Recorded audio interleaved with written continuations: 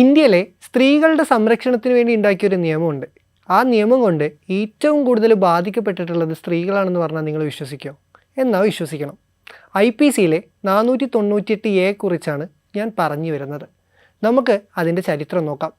1983 criminal ലോൻ്റെ 2ാം ഭേദഗതിയിലൂടെയാണ് IPCയിലേക്ക് അഥവാ 498A അല്ലെങ്കിൽ cruelty to women's എന്നൊക്കെ പറയുന്ന ഈ ഒരു വകുപ്പിനെ കൂട്ടിച്ചേർക്കുന്നത്. ഈ ഒരു വകുപ്പ് കൂട്ടിച്ചേർക്കുന്നതിലൂടെ ഒരുപാട് ഉദ്ദേശ ലക്ഷ്യങ്ങളുണ്ടായിരുന്നു. വീട്ടിൽ അടിച്ചമർത്തപ്പെട്ട സ്ത്രീകൾക്ക് അവരുടെ ഭർത്താവിൻ്റെ കുടുംബക്കാരിൽ നിന്ന് ഏൽക്കുന്ന പീഡനങ്ങൾ പുറത്തോട്ട് പറയാൻ അക്കാലങ്ങളിൽ സാധിച്ചിരുന്നില്ല. ഞാൻ പറയുന്നത് 70-80 കാലഘട്ടങ്ങളെക്കുറിച്ചാണ്.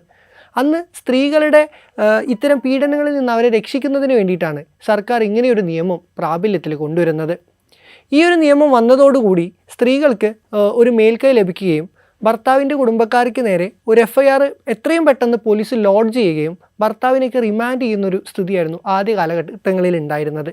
ഈ ഒരു വകുപ്പ് ചാർത്തി കഴിഞ്ഞാൽ മിക്കവാറും ഒരു ക്രിമിനൽ കേസ് തന്നെ ഭർത്താവിൻ്റെ പേരിൽ കയറുന്നതുകൊണ്ട് പിന്നീട് കുടുംബ കോടതികളിൽ സെറ്റിൽമെൻറ്റിലേക്ക് വരുമ്പോൾ ഒരുപാട് പ്രശ്നങ്ങളൊക്കെ വന്നതിൻ്റെ ശേഷമാണ് പോലീസ് തന്നെ ഈ ഒരു വിഷയത്തിൽ നടപടിയെടുക്കുന്നതിൻ്റെ വേഗത കുറച്ചത്. ഈ ഒരു വകുപ്പ് ഞാൻ നേരത്തെ പറഞ്ഞല്ലോ, സ്ത്രീകളുടെ സംരക്ഷണത്തിന് വേണ്ടി ഉണ്ടാക്കിയ വകുപ്പാണ്. പക്ഷേ ഈ ഒരു വകുപ്പ് കൊണ്ട് ഏറ്റവും കൂടുതൽ ബാധിക്കപ്പെട്ടതും സ്ത്രീകളാണ്. അതെങ്ങനെയെന്ന് ചോദിച്ചു കഴിഞ്ഞാൽ ഈ ഭർത്താവിൻ്റെ അമ്മയ്ക്കും പെങ്ങൾക്കും എതിരെയായിരിക്കും പലപ്പോഴും ഈ 498A ചാർത്തപ്പെടുക. ഭർത്താവ് കോടതിയിൽ ഹാജരാവുന്നില്ല, അതല്ലെങ്കിൽ ഭർത്താവ് മെയിൻ്റനൻസ് നൽകുന്നില്ല, അല്ലെങ്കിൽ ഓർണമെൻറ്റ്സ് തിരിച്ചു നൽകുന്നില്ല എന്നൊരു സാഹചര്യം വരുമ്പോൾ ഭർത്താവിൻ്റെ പെങ്ങളെയും കുടുംബക്കാരെയും കൂടി ഈ ഒരു വകുപ്പിലേക്ക് കൂട്ടിച്ചേർക്കുന്നതിലൂടെ ഒരു നിയമക്കുരുക്ക് സൃഷ്ടിച്ചുകൊണ്ടാണ് ഈ ഒരു വകുപ്പിനെ ആളുകൾ ക്രോസ് ചെയ്യുന്നത്. 2011 മൊത്തം 99,135 കേസ് രജിസ്റ്റർ ചെയ്തതിൽ 10,193 കേസും കോടതി വ്യാജമാണെന്ന് കണ്ട് ഡിസ്പോസ് ചെയ്യുകയുണ്ടായി.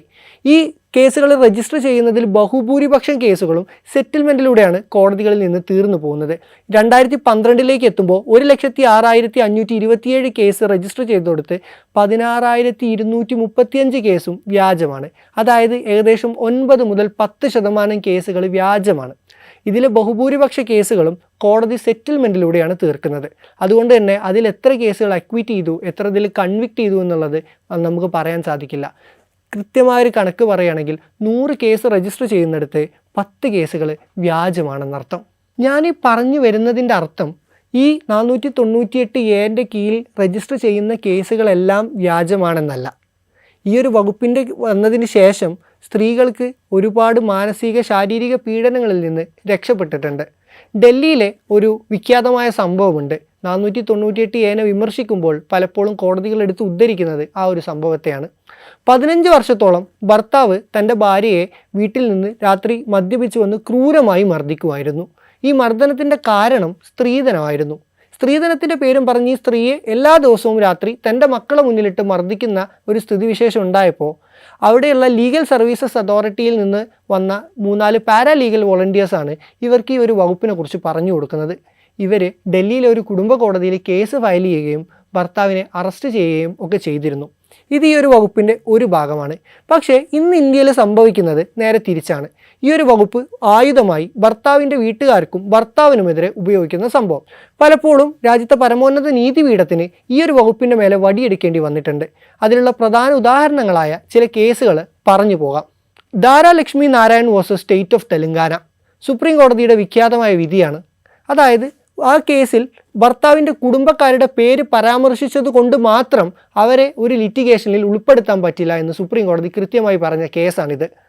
മറിച്ച് അവർക്ക് ഈ കേസുമായുള്ള ബന്ധം എന്താണെന്നും എന്താണ് അവർ ചെയ്ത ആക്ട് എന്നുള്ളതും അതിൻ്റെ സമയവും ക്രമവും എല്ലാം കേസിൽ വിശദമാക്കി കോടതിയിൽ തെളിയിച്ചാൽ മാത്രമേ ലിറ്റിഗേഷൻ നിലനിൽക്കുകയുള്ളൂ എന്ന് പറഞ്ഞുകൊണ്ട് ഈ കേസിനെ കോടതി ക്വാഷ് ചെയ്യുകയാണ് ചെയ്തത്. Archin Gupta versus state of Haryana വീണ്ടും കോടതി ഒരു വകുപ്പിൻ്റെ മേലെ വടിയെടുത്തൊരു കേസാണിത്.